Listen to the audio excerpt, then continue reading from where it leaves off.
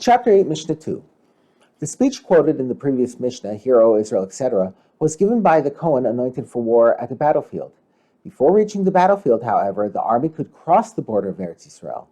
At the border, the same Kohen gave a different speech, which was repeated by an officer. The Torah, Deuteronomy chapter 20, verse 5 states, "The officers who repeat the words of the Kohen shall speak to the nation, saying, Who is the man who built a new house and has not inaugurated it, i.e., he has not yet lived in it? Let him go and return to his house, etc., lest he die in the war and another man inaugurate it." The Mishnah defines what is meant by house in this context. Whether one builds a barn for straw, a cattle barn, a woodshed, or a storehouse, if he had not yet used it, he is exempt from having to fight. Although people do not live in these buildings, they are considered houses because people can live in them. The Mishnah states who is included in this exemption. Whether one builds the house himself, or one buys a house, or one inherits a house, or one was given a house as a gift, he is exempt from having to fight. Although in the last three cases the house was built before he received it, it is a new house to him. Another exemption. The next verse states, "And who is the man who planted a kerem and has not redeemed it, etc.? Let him go and return to his house, lest he die in the war and another man redeem it." The word kerem, vineyard, usually means a field of vines. Here, however, it includes fields of other trees as well.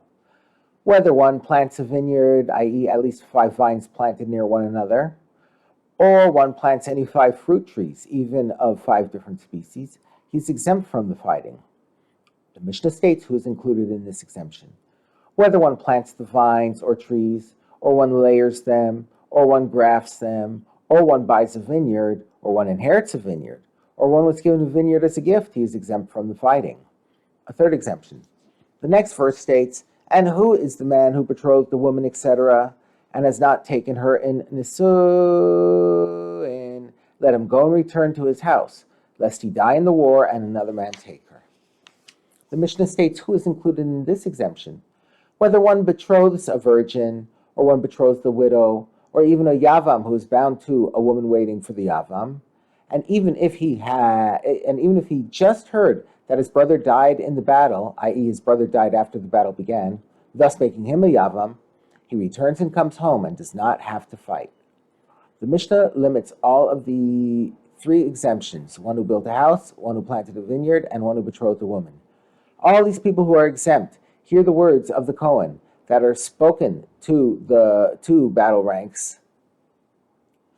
All these people who are exempt hear the words of the Kohen that are spoken to the battle ranks, and then they may return.